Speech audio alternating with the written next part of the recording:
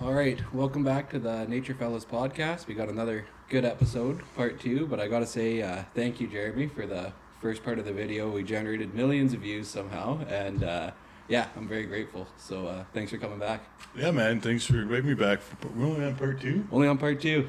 Jeez, this is going to be a long podcast. I think there's at least, 4 parts to this? Is there 4 parts? Well, we can make it 4 parts. Well, I get you're the boss. You are the boss. So. Well, let's see. Where do we leave off? We left off with your first crash down the mountain after the attack, I believe. Yeah. Yes. Yeah. All right. How do we kick this off? So, after losing my balance and falling down that mountainside, I remember laying there face down in the rocks. My arms were up over my head and face down. And I remember just listening to the water trickle through the rocks of the creek. Kind of a peaceful sound. And I was laying there for a minute. I mean, I was in so much pain. Everything hurt. I tried to move, and every time I moved, just immense pain shoot throughout the body. And my gunsling was wrapped around my arms and my head, and so my arms rolled forward, and I managed to wiggle my arms free, and I was sitting there laying there, thinking I can't move, like everything hurts. I kind of came to terms with things, and that was going to be my final resting place. It was a beautiful little spot next to the creek, and the thoughts just racing, and my mind just going 100 miles an hour. And I managed to pull my phone out to send my wife my final goodbye, and I wanted to play some music just to help let the thoughts calm down and just let things happen. And my final goodbye message to my wife was, "I tried, honey." And after I sent that, I tried to play some music on my phone, and this one song came on that was my daughter's favorite nursery rhyme. It was a song that I played just the night before while putting her to sleep. It was her favorite song. It was, of all songs, Baby Shark. Baby Shark, that was a song. Baby Shark, yeah. And not the rock and roll version either. It No, was the original. The old school original Baby Shark. Wow. And that song was, it was on repeat. Yeah, so I couldn't figure out how to get off repeat, and I just lay there and listened to Baby Shark, and I kind of calmed things down. But that song also made me remember, or a memory of having my daughter while putting her to sleep or putting her to bed and playing that song, and that memory came with a pretty powerful feeling, and it reminded me of what I needed to fight for, and that was I needed to fight to see my wife and daughter again, or at least try to fight to make it somewhere where they'd find my body, because down there at the bottom of the creek, I mean, no one would find me there. Like that Right. was, and that song just gave me enough strength just to roll over and to reach for that first rock and just pull myself to it. And I remember the pain, and I just forced myself to work through it. I had to do something. I couldn't just lay there. And I remember I grabbed that first rock and I pulled myself to it, and I was like, okay, well, that wasn't so bad. Maybe I can reach that next rock. And that whole entire time I was just focusing on what I could reach. I mean, I was never going to make it back to the truck, but I can at least make it to somewhere where they'd find the body. My wife and daughter, they deserve quick closure. After all, me and I screwed up that day. And that whole crawl back up the mountainside, I was only focused on what I could reach. And each time I reached one of those little mini goals that I set, it just gave me the strength and courage just to go a little bit further. Right. And a little bit further. And I just remember, like, I can make it to that bush. And I crawl to that bush, and I can make it to that next rock, or maybe that stump. And I only was focusing on, like I said, what I could reach. It was only inches and maybe feet, but it was still forward progress. Yeah, For sure. Still working my way in, and eventually it seemed like, I don't know, like maybe 5 minutes, but it's probably over an hour. I finally made it to the top of that drainage again, and I was just, it just got me pumped up, and it just gave me so much more Adrenaline just to go for the next one and the next one. And I remember when I got to the top, I managed to get to my feet again, dragging myself up through like there's a little tree. I remember pulling myself up and trying to get back on my feet again, and using my gun as a cane. And I got up on that trail, and I was thinking to myself, okay, well, I got enough energy, I can make it a little bit further. Like, I can probably wander down this trail here, maybe go 50 yards or so, and it'll find me there because it's a little more open, more people travel on this trail, and I'd make it that, 15, 20 feet or 50 yards, and I'd stop and be like, okay, I achieved that. Okay, I can go a little bit further. And I never thought I'd ever make it to the truck, but I can make it 5 more feet down the trail, or I can make it to the next turn. I can make it to that next trail that crosses, that branches off to another mountain. Right. Just mini goals for yourself as you kept going. I set little mini goals, and each time I reached one of my milestones, I celebrated. I took a moment, and I was like, I did that. Wow.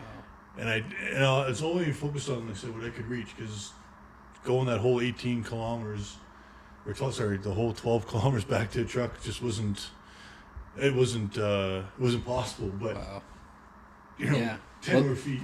Yeah, well, the mental strength to be able to think like that and also celebrate and just keep yourself going is unbelievable, man. It really is. Oh, and it was tough. I remember just when I left my packing gear, I brought a sweatshirt and a jacket, and I was wearing them because this was late August, and it got pretty warm out that day, and I was trying to I was wearing shorts and a t-shirt, and I was trying to cover up as much as possible so I didn't get sunburned or get worn out from the sun. And I remember just making it to where the trail crosses, and I tied on the upside of that trail before it branches off, I tied my jacket to the across the trail just to mark that, hey, I didn't go down there, I made it to here.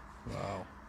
And then that morning I'm past a couple cowboys that were at their tent, and this one gentleman, he had a cowboy hat and an old Lanny McDonald mustache.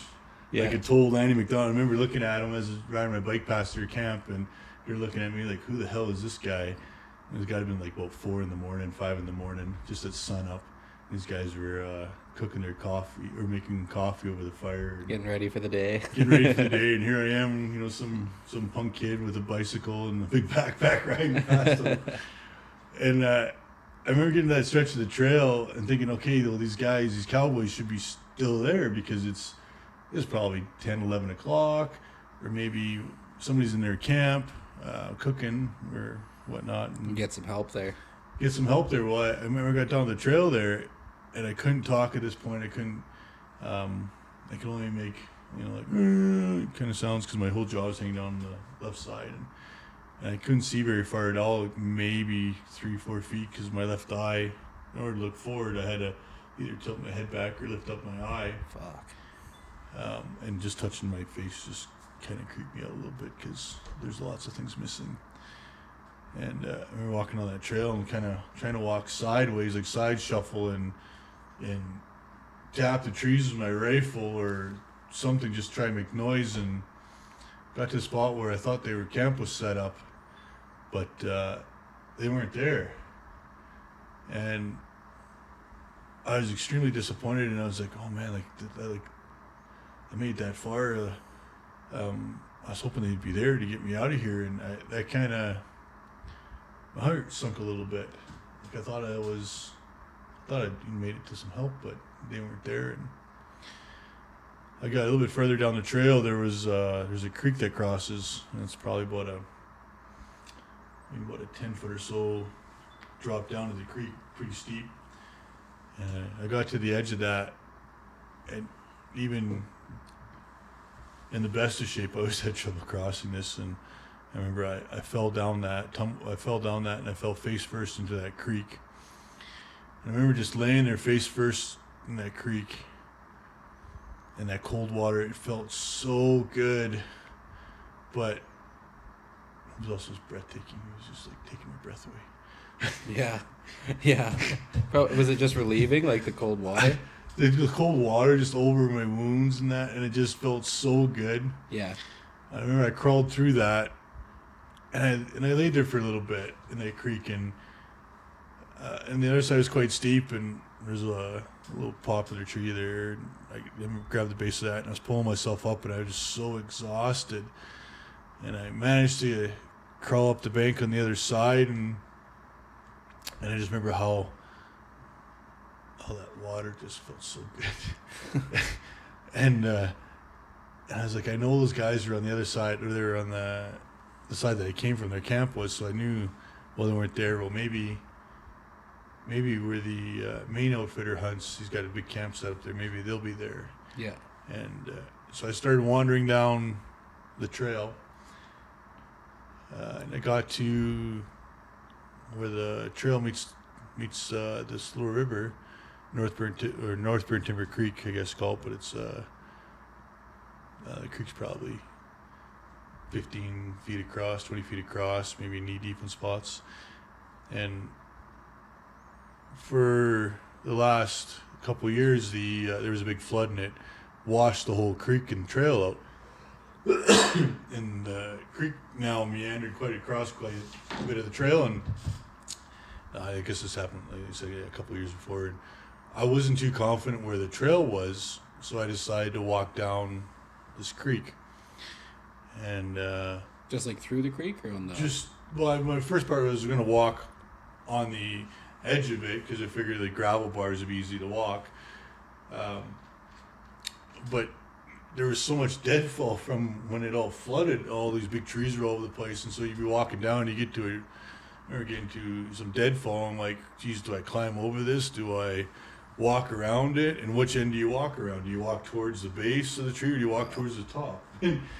Big decisions in a situation like that too. And you're so exhausted because you don't want to step over it, and some of you'd go to walk around it, the front end of it, and then there'd be like more trees, more pile of logs, and then I just started walking down the creek, and I knew relatively where the main outfitters camp was on the creek, and if I stuck to that, the outfitters camp was 200 feet off the creek, and I just kept meandering down with the creek, walking in it, walking out of it. I think I crossed it a good 11 times. Wow. And I got to a spot where a little bit flatter, a big turn, there's like a little green field, and I knew the outfitters camp was just on the edge of that. So I walked towards the outfitters camp, and I found they had electric fence around it, and you could hear the little tick, tick every now and then of the electric fence. Yeah. And that's all I could hear. And so I got to the fence, and I opened it up and closed it behind me, I guess. You closed the fence behind you? I closed the fence behind me to keep the bears out. Valid. Yeah. I got to the tent. I remember walking up to the tent. There was 2 tents or 3 tents. And normally there's horses in this corral at all during times of the day. Like when they go out scouting or hunting, they'll take 2 horses or 3, and they always have the big horses that pull the wagon in would be there. And it was really, really quiet. I mean, I can't see, and I remember walking up to with a pen keep the horses, and it was like too quiet. So I opened up the first tent, and there was nobody there. I went to the second tent, opened it up, nobody there, and the third tent was like a small shower washing tent, no one there. I went back to the first tent, and that looked like where their main living quarters was. Mm-hmm. They had this white cabinet on this table in the one corner on the right hand side. When I walked in, there's a big white cabinet, and it had this where you have like a latch for a gate where you have like the little flat part folds it, and you have a piece that turns so it holds it in. Yeah. And I remember trying to open that up because I figured there'd be like a radio or a sat phone in there, and I couldn't open that up. Like my fingers just didn't work, and I just couldn't twist it and hold it in. And so, and this cabinet was probably sitting about waist high on me and went up about 4 feet by 4 feet. I grabbed the corner of the cabinet and I just flicked it down as hard as I could. And when it hit the ground, it busted open. Perfect. And all these cans of food rolled across the floor of the tent. And then this little black case, like a little, I don't know, about the size of the average GPS now. Yeah. And I saw that roll on the floor, and I'm thinking, yeah, it's a cell phone, like one of those, almost like an old mic flip phone, like the old sad phones used to And the look like extended that. thing on it. Yeah, and I was thinking, I was just so excited. I was like, there's a phone, right? Like I can call out for help. And I remember just trying to fumble it, and I got it open, and it was a case for a big Leatherman. Oh. I was so disappointed. I remember just scrambling through that tent and looking all through everything, and I couldn't find. There's no phone. There was no radio, and at this point in time, I was so tired, so exhausted. I just I wanted to eat something, and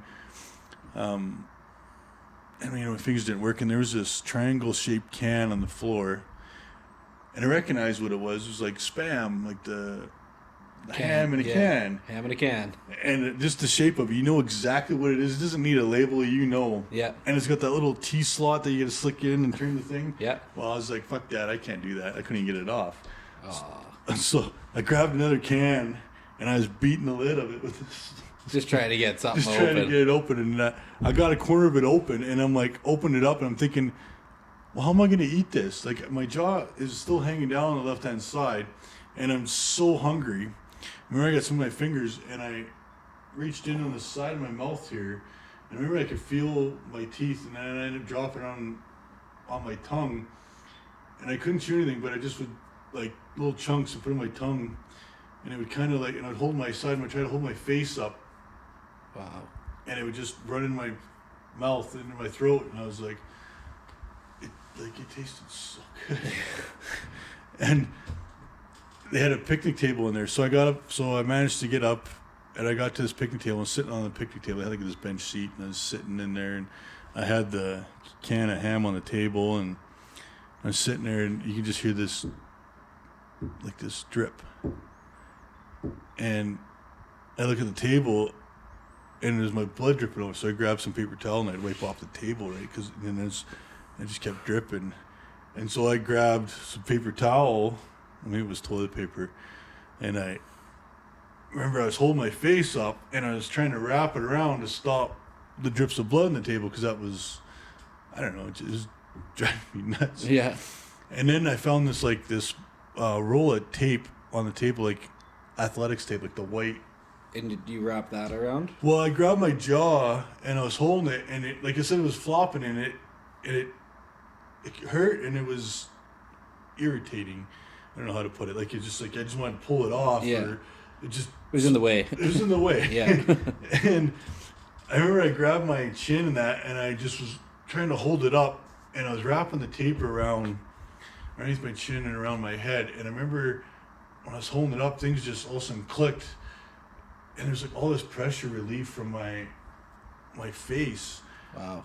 And I wrapped some tape up and got it held up, and I got just one piece of skin right here that I flopped it up and managed to get it taped kind of in. And I can almost like chew, and I could kind of talk. I was like, hey, hi. Like, I can Make sounds. Like make sounds words and, or whatever. Yeah. Yeah. And so then I go back to the table and I was eating, and then look at my hands, and I could see like big holes through my hands. So I grabbed the tape and I was taping up my hands and trying to stop the blood from, like, it was just dripping out. Yeah. And then of course my head would drip some more, and then I meant wrapping bounty sheets and toilet paper up all around my whole head like a mummy, and finally the blood stopped. And I got back to eating. And then I remember there's a box on the table, like a Tupperware box, and I managed to get the lid off, and there's a bunch of juice boxes in there. And I haven't had a juice box since I was a kid, right? Yeah. And I see these juice boxes there. I'm like, oh, this is so good, because they had water bottles there, but I couldn't open up the bottle of water. But a juice box, I could like stab it in, or get a hole in that thing, whatever. Yeah. And I poke a hole in it, and I was just squirting them in my mouth, and man, they tasted good. They were grape and wild berry flavor. Oh, it tasted so good. Yeah. Yeah. Did it give you some energy too? It did. But I mean, I was sitting there eating, and I was so tired, so exhausted. I stumbled over to they had a fireplace in there, and I stumbled over to that, and these outfitters are really good. They always leave their camp open, leave food there. In their stove, I remember I opened it up, and they had fire starters in there. They had paper, like the fire was already ready to go, so all you had to do was just light it, and there was matches on top and a lighter on top, and like they had multiple ways of lighting the fire there, and I was so exhausted. I had a sleeping bag there, so I grabbed a sleeping bag and I laid it out on the floor, and I was kind of cold. I opened the fire and I saw that it was all ready to go, and I was sitting there thinking, like, I think I'm just going to lay here and wait for them. Yeah. And I went to go make a fire, and they're like, well, I better write a note. And I got back to the table, and they had a little sheet, scrap paper there, little pieces of paper, and they had a Sharpie, and I grabbed the Sharpie, and I wrote a little note to the outfitters sorry I made a huge mess, because there was blood everywhere, and cans of food. That's unbelievable that you had that on your mind in that situation. And how far have you gone, like, at this point already? How far was it from the attack to where that camp was? This was about halfway, a little more than halfway, so I would say about 7 or so kilometers I made to this point. And that's a long ways. That was a long haul to there, and I remember I was sitting at the table there, and I was just so exhausted. I didn't want to go any further, and it was really cold, and I wrote this note, and I flipped it over, and I wrote the backside. It was kind of like a suicide note, I guess, because I was just gonna lay there and hopefully they found me or I'd fall asleep, and so I wrote in the note, tell my wife that I tried, and left on the table there, and I went to walk over to the fireplace to light it, and I remember the tent was open, and my gun was outside the tent, sitting in the chair, and I opened the tent to go grab my gun, and I got outside of the tent, and I grabbed my gun, and I sat down on this lawn chair, and I was just debating what to do. I remember I was sitting there in the lawn chair, and I had 3 rounds left, and I fired all 3 rounds up into the air, and I put my gun inside the tent, and then I just zipped the tent up and said, fuck it, I'm going to go for it. Maybe they're picking up their hunter and they're coming into camp. Yeah. And I catch them on the road. Like I said, I set my gun inside the tent and I zipped it shut. And I got to the electric fence and opened it up, and then I closed it again, and I was really making sure that a bear wouldn't get into their camp. I don't know why I was so concerned about that. But I remember I latched the fence up, and I started walking down the trail, and I was hoping that they'd be on the trail coming down with their wagon. And I got through the trees, and there's like a big open meadow, and I get to the meadow, and I'm like, where are they? And they got to be here somewhere. Like, their wagon's got to be here. Someone heard my gunshots or something. Yeah, like somebody, like yeah. I remember getting through the meadow, and then they weren't there, and but before I got that far, when I left the camp, there was 5 juice boxes left.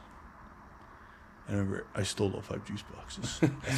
I threw them in my pockets, and I'm like, I'm taking these with me. Yeah, well, that's a valid theft, I think. I don't think they'd be missing them too much. I think I drank like 10 of them, or 15 of them or something, and There was 1 pack of 5 left, and I grabbed that. Yeah. And I remember when I got through the meadow, there's a big old spruce tree there, and it's right in the corner of the trail. The trail kind of turns there, and there's this huge spruce tree. And I remember I got to that spruce tree, and I said, when I get to that spruce tree, I'm going to celebrate. I'm going to have one of these juice boxes. So I pop it open, squirt it in my mouth, and then I placed the juice box right in the middle of the trail. Like, I made it to there kind of thing, right? Yeah. And then I know relatively where every kilometer is of that trail, and there's 5 kilometers left. And so every kilometer I made it, I was going to drink a juice box. Just as a celebration. Like, hey, I made that far. Okay, Well, so now... such a good mindset.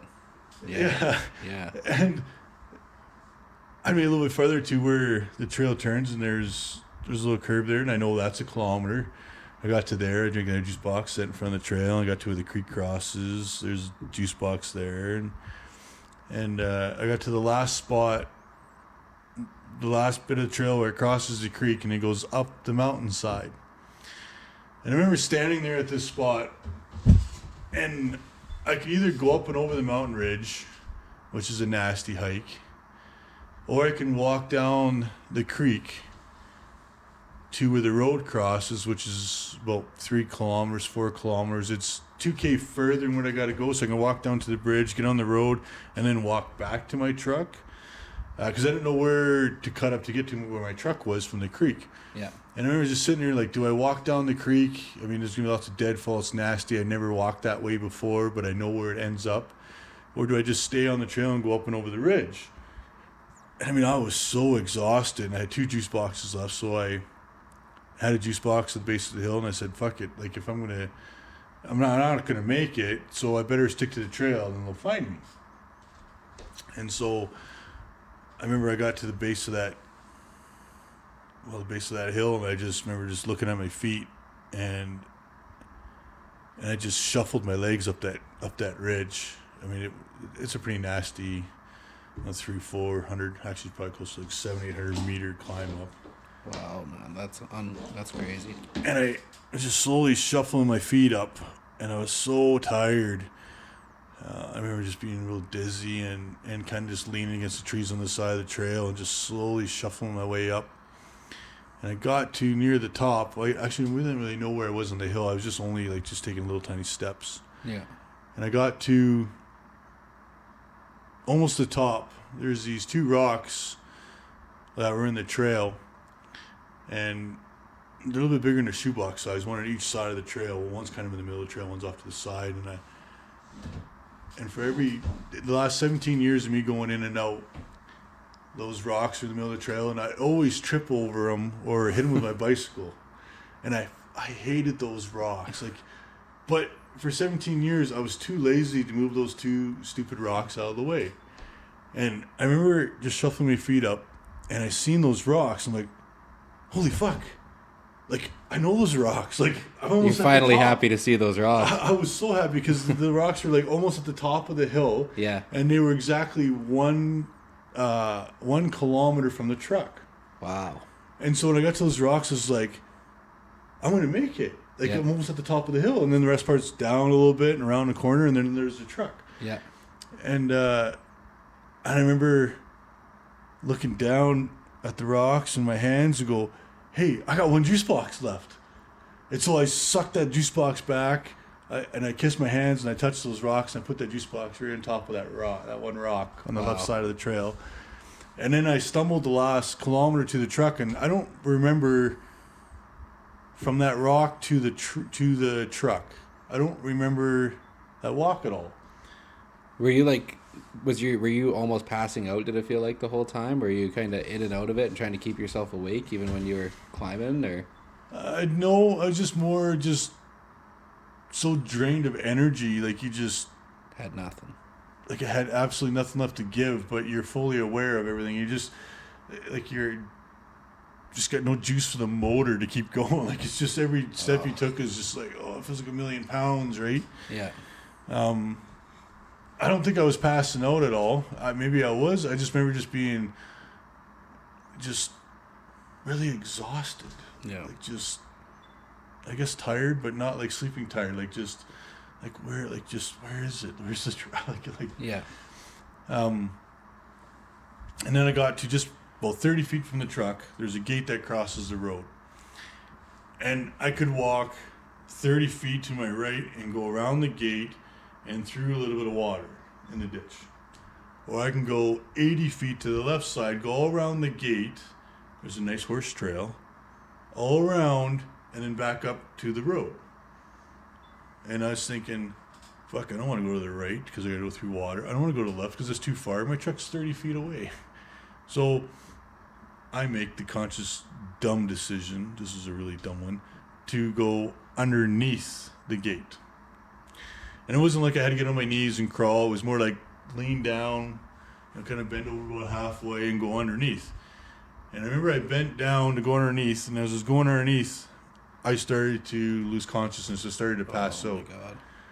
And there was a sign there, and it had like the U channel sign had the holes in it. Yeah. And I remember jamming my fingers through, trying to get them through the holes and trying to hold myself. And as I went underneath, and as I was trying to come up the other side, I just started to like totally pass out and lose all my strength. And I remember just holding on to that sign with my right hand as hard as I could, and I grabbed my left, and I was just sitting there.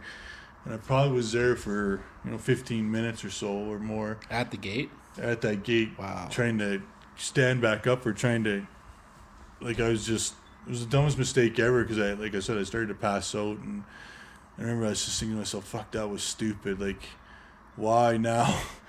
And I was holding on to that sign, and I managed to get to a point where I had my shoulder leaning against it, and I was holding on to it, and I managed to, the dizziness kind of passed, I managed to get back to my feet, and I stumbled the last, 20 feet to my truck.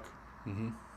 And I remember getting to my truck, and I opened up. It had the number code on the side, Ford truck, and I remember typing in my code, and it took me like 4 or 5 tries to get it, and then the doors unlocked, and I got in, and I had a spare key in the center console, so I got the spare key out, and I remember when I got the spare key out, I go put it in ignition, and the mirror was there, and I remember I just grabbed the mirror and I pulled that out of the way, and I want to see what it looked like, and I started up the truck. Well, before I got in the truck, the driver's side mirror, I ended up pushing that forward all the way because I didn't want to see anything, and then when I hopped in, I remember I turned the key, started up the truck, and leaned my head way back, and I was looking out the front windshield, and I was like, where does the hood end? Like, I couldn't tell where the hood ends. Everything was so fuzzy. And I remember I rolled down the window, driver's side window, and I looked out, and I couldn't tell where the ground was. And I was like, wow, this sucks. Yeah. And I just remember looking out, putting the seat back a little bit so I can look forward with my eyes instead of holding it. And I remember I just seen dark green on either side. Well, there's dark green on either side of a light spot. And I figured the light spot was the middle of the road, and I said, fuck it, I'm just going to drive down this road. That's insane. That's just crazy. There's a few well sites on this road, and I figured if I drove down the road that somebody would be checking wells, or somebody else might be coming in the area, and we drive down the middle of the road, and I could stop somebody, right? And be like, hey. I was driving down the road, there was nobody. And it goes down to like a T intersection, and then you hang a left, and you go down this hill, across a bridge, and up the other side's really steep, and it kind of turns. And so twisty mountain road that's hard to navigate alone. Like, if wide awake and in the daylight, you could probably go 40, 50 kilometers an hour. Yeah. I mean, I didn't know if I was even on the road half the time. I was just trying to aim for, like, I could just see, like, light spots, and I was aiming for that. And then when I drive on the road, if it was really bumpy, I would try to move to where it was no bumps, because then I figured that was, like, the middle of the road. Yeah. Like, I figured I was riding in the ditch, and then out of the ditch, and then I've driven that road so many times. I've driven that road more times in the dark than I did in the daylight. And I always joked to my buddies that I could probably do it blindfolded. Yeah. And I think I pretty much did it. Like I thought I was totally trashing my truck and hitting the ditch and hitting everything, and Yeah. I couldn't tell. And I had the stereo just blaring, and my phone was still playing Baby Shark at this When you point. were oh my goodness. So I listened to Baby Shark from when I fell down the mountainside all throughout all of this. I got to my truck, and Baby Shark was cranked really loud. Like, I mean, full blast. Hooked up to the Bluetooth and giving her. Yeah, and it was giving her, and I just remember that, and listening, Baby Shark, do do do do do do, Baby Shark, do, Yeah. do.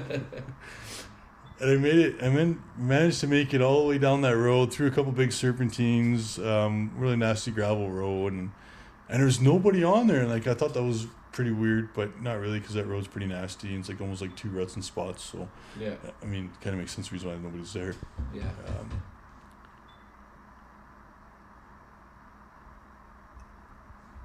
And then now we're gonna go into part 3, I guess. No. Can't leave you on another cliffhanger. No, don't do that. What one's enough for me? One's enough? Yeah, I think so. So I remember making it down. I got around. It goes up through the mountains and it comes down. It's 22 kilometers. And the last place on the road when you drive in is a place called Panther River Resort.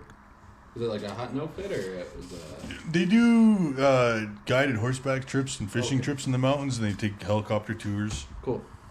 And we stayed there the weekend before, me and my wife and our newborn daughter, and we knew where it was, and we stayed there because it was a nice place. We did some fishing around there, and it's kind of like a little hidden driveway. I remember driving on the road and trying to find it, like just kind of wandering around the road, and I managed to make it into the parking lot. Like I said, it's kind of hidden, and I don't know how I made it into there, but I made it into there. And the parking lot was like, it was packed full of vehicles, and I remember trying to park, and I couldn't get close to him because I couldn't see. Like everything was so blurry, but I could tell there was a car there. And anyways, I decided just to drive down. They have like there's a section of the parking lot where it's for employees only, and there's like a little trail. And I remember when I was there staying there, like where it was, and I managed to get down this row, and I drove right up to the lodge. Yeah. And usually like a 100-yard walk. Well, I drove right up to the lodge, and they have a wooden ramp for handicap and that. Yeah. So I parked right there at the base of the ramp, and I got out of my truck, and I'm like, man, these guys are gonna yell at me, like I'm not supposed to be here. That's crazy. That was still going through your mind during all that. I was going through my mind, and then I remember walking up the ramp, and this place, Panther Resort, their main lodge, shaped like a pentagon or like a stop sign almost, and had these long beams that came down on the corners. And while I was there the weekend before, I smacked my head on them walking around the deck. Because they just come down to like 5.5 feet, and they're just perfect headbanger height. Yeah. So I remember walking, and I can't see, and I got my hand up, just trying to make sure I don't walk into one of them. And there are these big bay windows all along the straight edge of the deck. And I remember I got close to the door, and I see this little shadow just move away from the window quite fast. And I got to the door, and I remember opening up the door, and I was trying to watch my head from hitting the top of the door there because it was a shorter door. And when I was opening up the door, I heard this kid's voice going, Grandma, someone's trying to play a prank."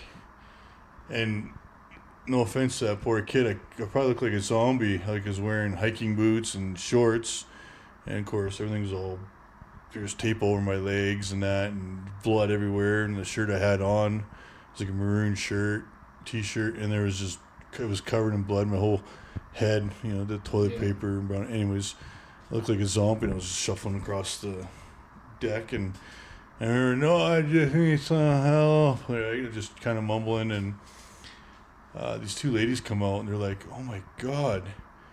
And I asked them if they had a pen, get a pen and a piece of paper, and I handed them my phone and my wallet. And I gave him my driver's license number, my healthcare number, and my address. Yeah. And I told him, "Call my wife." I guess I tried to FaceTime my wife, but Apple came up with that new FaceTime feature is kind of new there, and so I tried to FaceTime my wife there from the lodge, and it didn't work. I guess you need a face in order for it to work. Sorry, no, I actually did try calling my wife, FaceTiming her, and it was an Apple, eh? Yeah, Apple, eh? You need a face for FaceTime. Like, what's with that? No, but I did try to call her and to let her know what happened. But I gave the lady my phone there and that, and told her who I was, and said, "Call my wife, let her know that I made it." And they were freaking out. They didn't know what to do. And so I remember one lady was like, "Call 911." And so I can hear him in the back she's calling 911 and she's trying to explain to where we're at. We go down this road and you just hear the confusion. And then the other one was trying to get Stars, and they're like, okay, well, Stars is busy, and we're panicking, and then one of them end up going, well, call Terry. Like, he's the owner, and his daughter was there, and it's like, well, I'll call him, and he's got a helicopter. So he lived out in Eckville, and they called him, and they said, yeah, he's coming in. He's going to come pick me up. And so, okay. Wow. And then they were just setting up for a wedding, this place. They were just, the bride and groom were coming in to get married, and I'm in there, and they're like, we're going to move you to the back to the helicopter pad. So, okay, so they help me to my truck, and I hop on the passenger seat of my truck, and they drive right back to the helicopter pad, which is a couple hundred yards away, and I'm sitting there in my truck, and they had this young lady was standing. The door was open, and she was leaning against the door, and I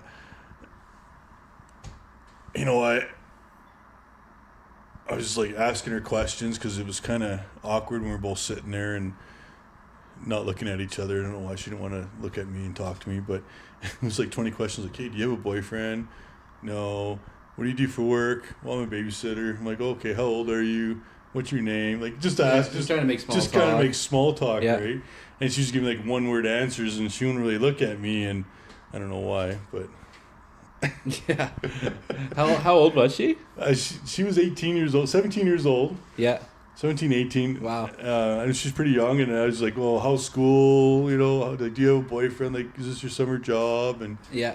It just like short one-word answers. And so then I got out of the truck, and she's like, what are you doing? I said, I'm going fishing. And she's like, no, you're not. I'm like, yes, I am. I opened the back of my truck, and I remember hearing her run off. You hear her, run through the gravel in the parking lot or where we were, and then you hear people running back. I'm like, guys, calm down. I'm okay. I'm just missing my face. Like, leave me alone. And I was trying to get my fly rod out of the back seat of the truck. Holy shit, man. And the owner of the lodge, her name was Amanda, she comes down, she's like, what are you doing?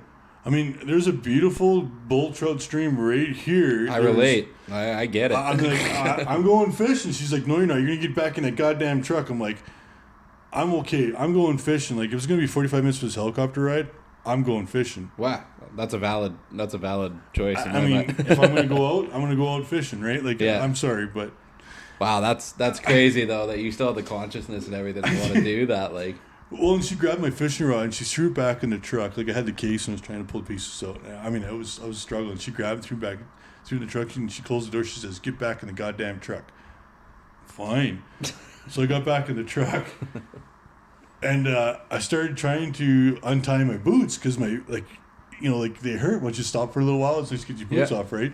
So I was like trying to untie my boots. She's like, what are you doing? I'm like, I'm trying to untie my boots. I'm like, can you? She's like, leave your fucking boots on. And so, she's like, leave them on. I'm like, fine. And then I was reaching around, and there's a bottle of Gatorade rolling around on the floor. And I was like, I want that. Like, I'm so thirsty, right? Like, I'm just, trying to reach. She says, what are you doing now? I'm like, can I have that Gatorade? And she's like, fine. And she opens it up and hands me this Gatorade. And I'm trying to drink, and it's all over the place. And man, that Gatorade tasted good. And so I'm drinking this Gatorade, and it's like, oh, so good. And then there was an update. Somebody come running across the parking lot, and I'm trying to tell everybody, like, just stay calm, guys. Like, I'm okay. Like, I'm fine. Just leave That's me. wild that you were the calm person in that whole situation. Like, yeah. I needed to remain calm because, my life depended on them. Right. And anyone in stressful situations doesn't make the greatest choices. Yeah. So trying to keep them calm because I knew everything depended on them making the right call, and it's hard to make the right call when you're panicking. Yeah. And I remember I kept telling them, like, guys, slow down, it's okay, I'm okay. Like, just... Yeah. Wow. And so, I remember sitting there at the truck, and doors open, and it was, I think the game wardens or, like, park rangers showed up. And I remember Amanda was, like, yelling, and I'm like, go over the truck and help out. And this guy had this towel, and he come walking around the truck, and he's like, hey, I'm Officer so-and-so. And I turned and looked and said, hi. And the guy he froze. and he handed me this towel, and then he just walked to the back of the truck, and I remember like I could see this, like I can barely see this image of him kind of bent over the back of the truck. He was throwing up. Wow. And then this lady come around the corner like, "You okay?" And he's like, he just, and they come back and they try putting a towel on my face because it was still open and that. And I freaked out and yelled at the guy, and anyways, they stopped that. And then the helicopter landed. And so then they got me over to the helicopter, because at this point in time, my right leg, the old ligaments was severed in my right leg, and I was kind of mobile, but sitting down there for 45 minutes to an hour, everything started to seize up and I couldn't really walk. And so the two guys got, or the helicopter pilot, Terry, and this game worn guy managed to get me over to the helicopter, and I got into the back seat. And this was, the helicopter's really fancy. Like, at the time I couldn't tell how fancy it was. Yeah. But it was a pretty big helicopter. It had a whole back seat. And I remember getting up to the helicopter, there was this big blue tarp in the helicopter. I'm like, okay, it must be fancy, right? Yeah. Big blue tarp. So anyways, they wrapped me up on the seat in this tarp, and I'm sitting there, and everybody's got these headsets, like they're putting on, and I was like, where's my headset, right? But I didn't have any ears, so I couldn't hear anything, so. Yeah. Wouldn't have done you much good. Well, and in the helicopter, and it's been a while since I've been in the helicopter. I've never been in one in the mountains like this, right? So they took off, and I was trying to look out the window, but I can't see nothing. Like, everything's all blurry, and I'm leaning over trying to look out the window, and I lean over to look out the window. I get this sharp poke in my side, and I was like, "Ow, that hurts!" And I turned to look over, and there was this lady Amanda was sitting there. She'd look at me, and as soon as I turned, she'd pull this big blue tarp up over her face. And I'm like, well, fuck you, like, whatever, right? Yeah. And I go back looking out the window, and I feel the sharp poke again. I turn around, and she'd be looking at me, and she'd pull this big blue tarp up again. I'm like, are we playing peekaboo here? Yeah. Like, really? Like, so I kept, trying to look out the window, and I get the sharp poke, and I didn't understand what was going on. So she thought I was passing out. Oh. And so she was grabbing in the side, digging her fingers in, trying to wake me up. Right. And when I turned to look at her, I'd spray out blood. So she pulled the tarp up so I wouldn't get blood everywhere. And that's a wild game of peekaboo. it was. Yeah. I thought we were playing peekaboo, but I didn't realize that she was doing that to protect herself and not to get a mess in the helicopter. So we flew, and we landed in Sundre, and I remember being up there, like, I could hardly hear as it was, and you couldn't hear anything up there. It was just so loud with the helicopter running. And anyways, we landed in the Sundre Hospital, and I remember just looking out the window, and I could see a whole line of things coming towards me. And like I said, everything was so blurry, and there's all these doctors and stuff coming, or nurses, and the gurney, like, I could just see it. And my side door opens up, and I remember I turned and looked and said hi. And it just, you could tell by the scene that everybody just froze.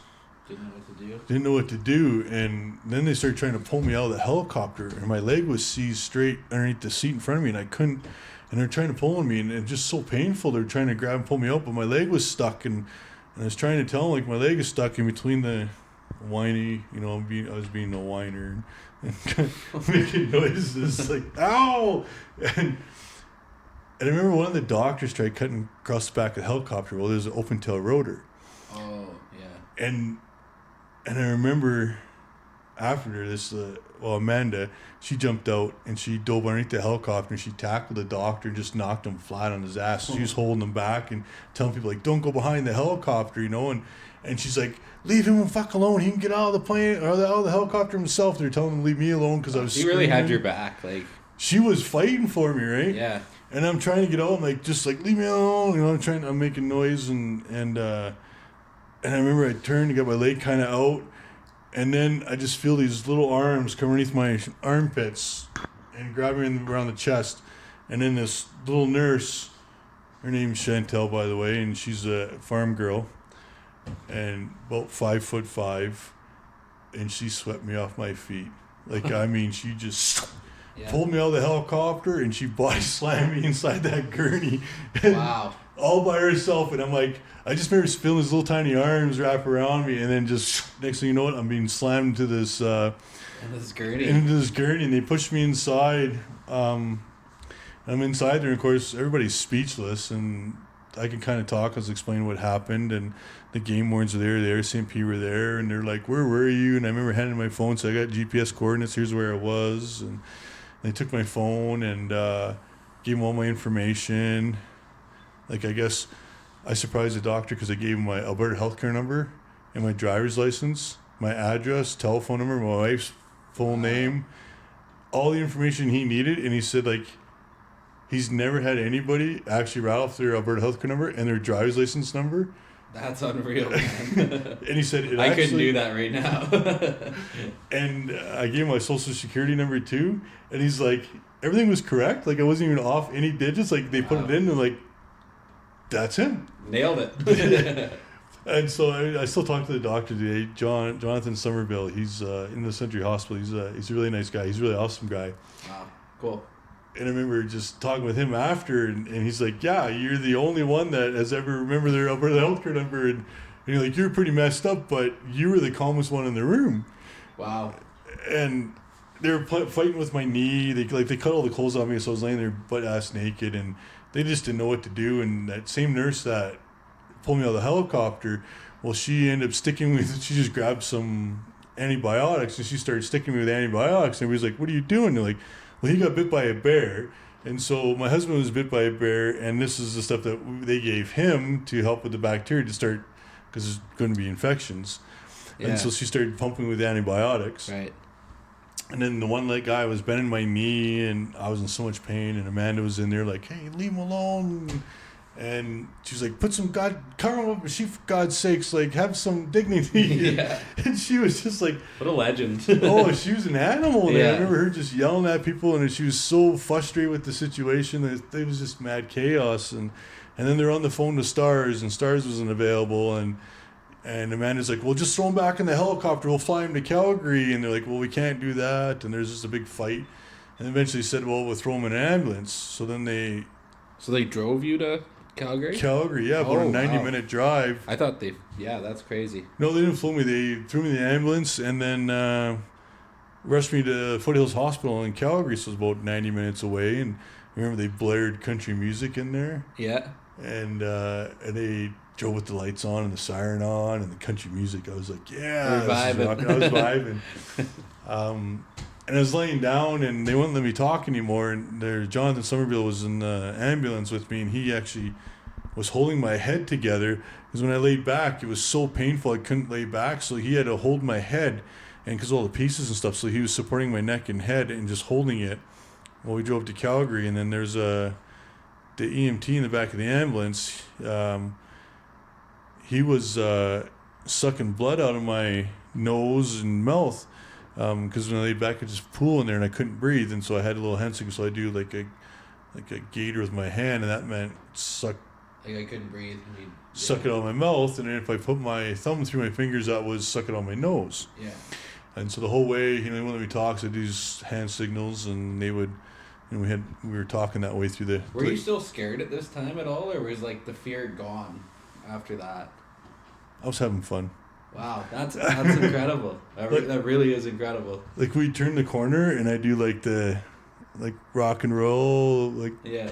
That's what the one guy, the ambulance guy, said. He's like, yeah, man, you're having fun in there. Like, how you doing? You do yeah. It probably helped everyone else out too, just being that calm and happy. I guess I was cracking jokes. That's never me. We got to the Calgary hospital, the Foothills Hospital in Calgary. And they were doing construction at the emergency room. Usually they take you in the ambulance through the back door. Yeah. Well, that was all under construction, so they took me in the main entrance where you go if you break your finger, whereabouts walks. And so they pushed me in the gurney through there, and my whole family was in the waiting room. So they pushed me right past my family, and I was sitting upright, my whole face missing, and they pushed me right past them. So they saw me, and I didn't see them. I didn't know they were there. but they saw me with everything missing, and then they took me to the back, and they transferred me from one gurney to the other, and I remember the one nurse was like, do you have any pain? Like, what's your pain level at? 1 being, like not much pain, 10 being the worst pain imaginable. Like, what's your pain? And, I told them it was unbearable, and they kept saying, we need a number. And I was like, no, my pain is unbearable. And like, between 1 and 10, like, is this the worst pain or the one? I'm like, no, it's unbearable. And and one guy's like, just take him in. And she finally caught on, but I was cracking jokes in there, and then they got me into the one room, and they asked me if I needed anything before they took me in for surgery, and I said I wanted to say goodbye to my wife, but I needed them to cover my face. I didn't want her to see what I looked like, so they threw a towel on my face and brought my wife in, and I got to talk to her before they took me in for surgery. And that's when I was scared, because I'd never been in surgery, never been put out before, and I didn't know I was going to wake up. And so I wanted to tell her goodbye and that. So that was pretty scary. So they took me in, and they did a bunch of CT scans and that. And I remember this one girl, young lady, was at the side of the bed, and or side of the gurney, and she come over and she grabbed my hand, and she's like, hey, I'm so-and-so, I'll be right here by your side, I'm not going to leave you. And I told her I was really scared, and I remember she leaned down, and she was touching my face and that, and I remember she was right above me, and she had the most greenest eyes ever. And I remember that. And then this other Anna Stevenson, I think she was a resident at that time, she leaned over, and she had these blue eyes, and she's like, I'm going to be right here. And they both walked me through the whole process, doing the CAT scans, the x-rays and everything. Yeah. They held my hand through the whole thing, and then we got to the operating table, and in there, and they're sitting there holding my hands, and they said, we're going to stick the tube in my mouth. But first of all, they gave me this weird drink. It's like a slushy thing, and I remember they're dumping it down. They said, this tastes real bad, just a heads up, but we need it. And so they, like, charcoal-y stuff, and they're dumping it down. And they're like, how does that taste? I'm like, oh, it burns like Jack Daniels. I was cracking jokes. And I remember they gave me a bunch of that. And then they said, take a deep breath. We're going to be putting a tube down your throat. And so they stuck that little device in. They started shoving this tube down my throat. And these two ladies were holding my hands, and they were massaging them. I remember, like, they were rubbing my arm and my fingertips. And then this Australian boy said, hey, man, I'm down here. And he was squeezing my feet. And they put that tube in, and everything kind of went numb, but I was wide awake. And anyways, I remember the surgery, and then I remember waking up in the ICU unit, and I was there for a little bit, and then from there I was in hospital 5 weeks, but the hospital part was easy, trying to get through all that. Anything up until a point, until when they woke me up in the hospital, was super easy. Like, I mean, there's pain and things like that, but I can get up and walk around. And the bear attack was really the easiest part of the whole thing. That's crazy. Like, I'd go out and fight a bear tomorrow knowing the outcome. Yeah. But when they woke me up, there was a bear there 24/7 trying to get me. Every unfamiliar sound around every corner, there was a bear there. And no matter what I did, he was always trying to get me. And my wife would sit there at the foot of the bed, and she'd squeeze my feet, and she always tried to tell me, you're in a safe place, it's okay. It's okay. But trying to cover me, but she was doing all she could to try to hold things together as her life just crumbled around us. And that broke me watching her. And it was really tough for me to see her in that situation.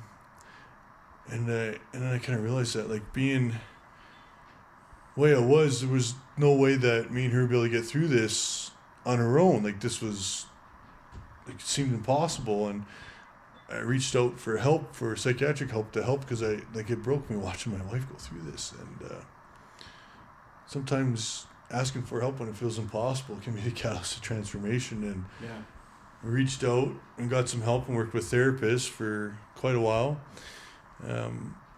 They're there day in, day out, and we set little mini goals of what we wanted to achieve and when we wanted to achieve them.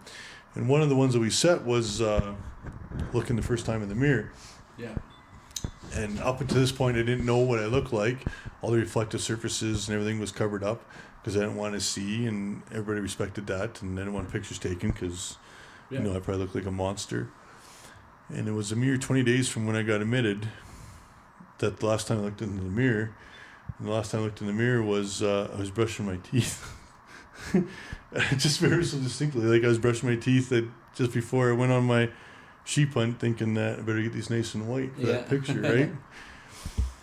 Trophy shot. Yeah. And this was a huge day for me. We planned it out. It was I had my wife and friends were there. A couple of nurses came in really early, and they trimmed up what facial hair I had left and cleaned out my eyes so I can see. And they helped me get this really nice shirt on. And even though I'm not wearing plaid right now, but I look pretty damn good in plaid. I've seen you in plaid. I can concur. Yeah. I look good in plaid. Just a heads up for everybody. And my wife got me this plaid shirt, and they helped me put it on. And so I look damn good. Like I say, I look pretty damn good, all scarred up and badass. Yeah. And the therapist was there, my wife and some friends, a couple of nurses, and the therapist came out. She had this little hand mirror, and she's about 15 feet away from me, and she had this mirror, and she's like, "Are you ready?" I'm like, "Yeah, I'm ready to see myself finally." And she turns the mirror around, and she's, "This is what you look like." I'm like, "Awesome." I mean, I can't see 5 feet. I'm like, fuck, do you think I can see 15 feet? But it was up to me to have her to like move closer.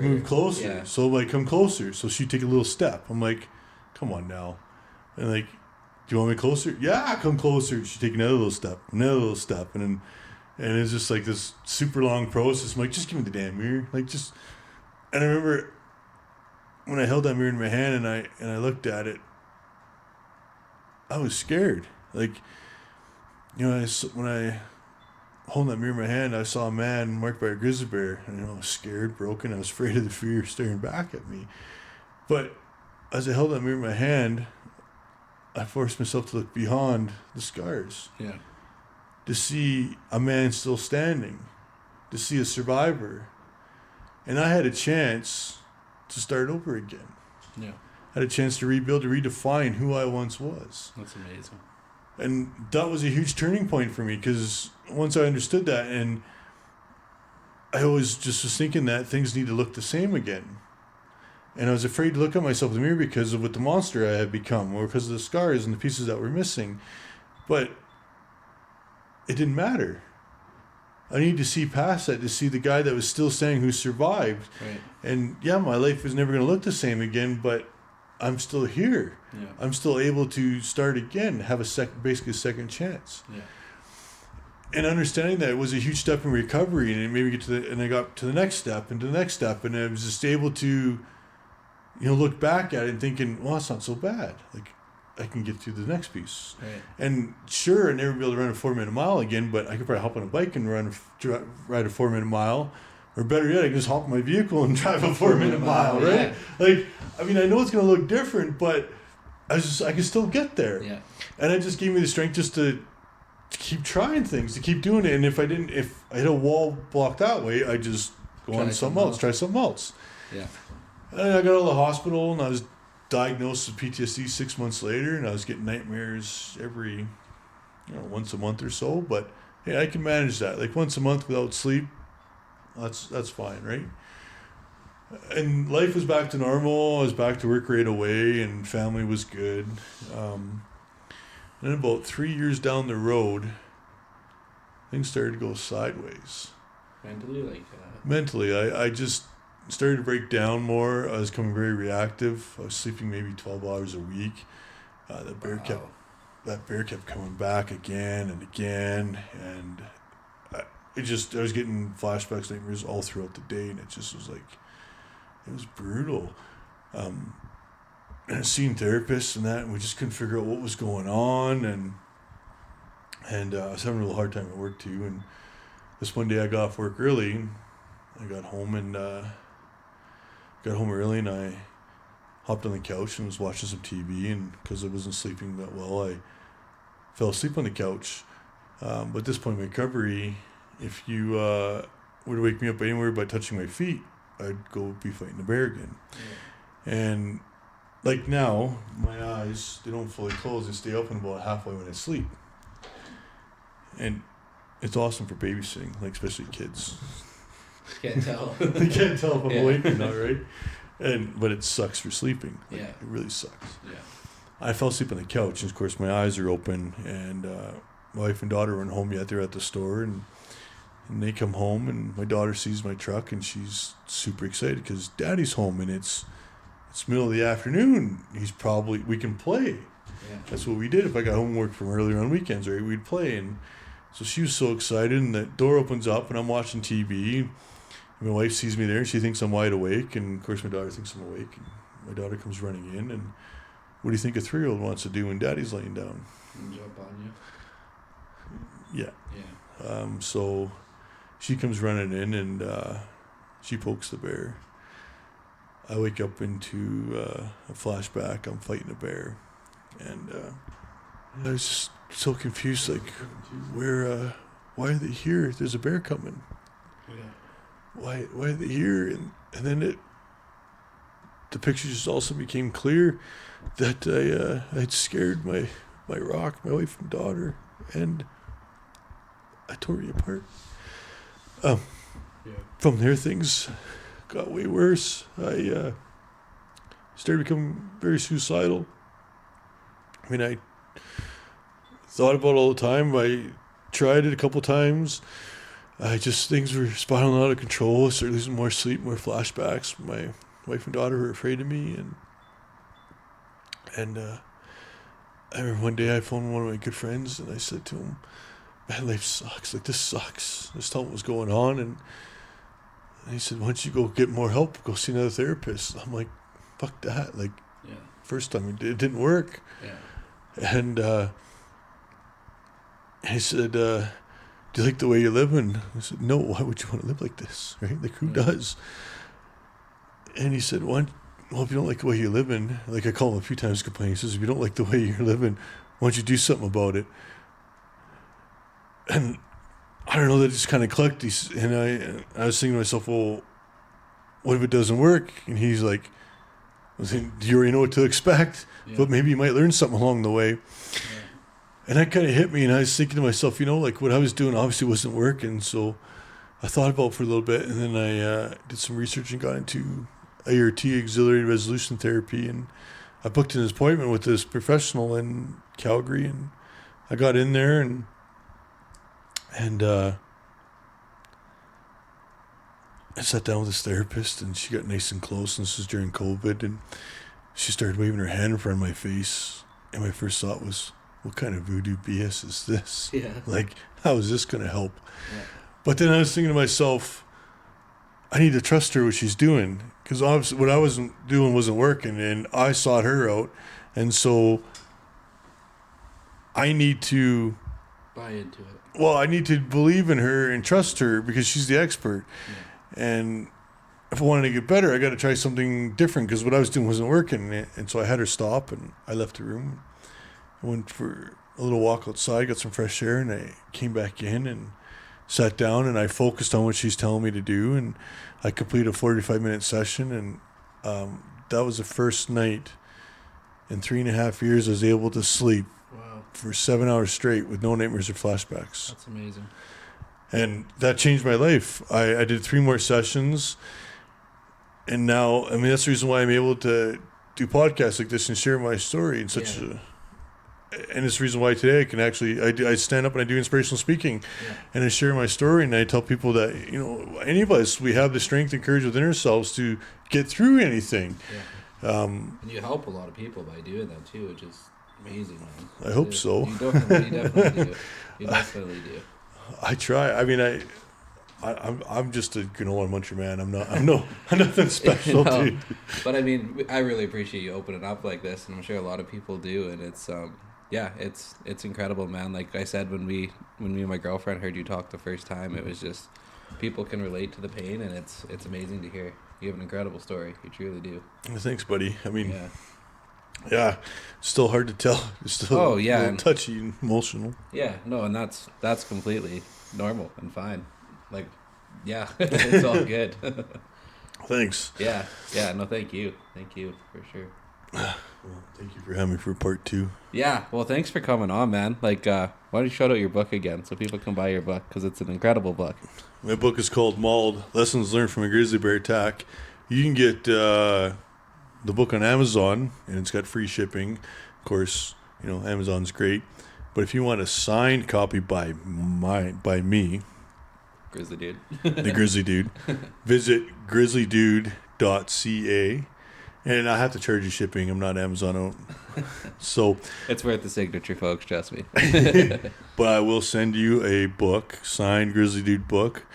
If you go to www.grizzlydude.ca or follow me on Instagram at the Grizzly Dude 1. Yeah. Yeah, the Grizzly Dude 1. Yeah. Because there is a Grizzly Dude, I guess. But so I'm the Grizzly Dude 1. Okay. You're the only grizzly dude I know. Yeah. Thanks. Yeah. But yeah, just a heads up, if you're following my page, there are horrible bear stories on there, you know. Yeah. Yeah, perfect.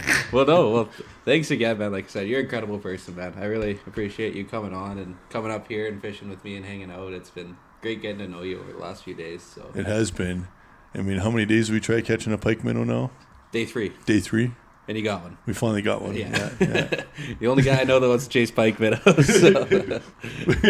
Yeah, that was fun. Yeah. Oh, right on. But yeah, hopefully we'll see you again in the summer here or in the future. And yeah, thank you guys for watching. Definitely check out Jeremy Evans. All right, thanks. Bye.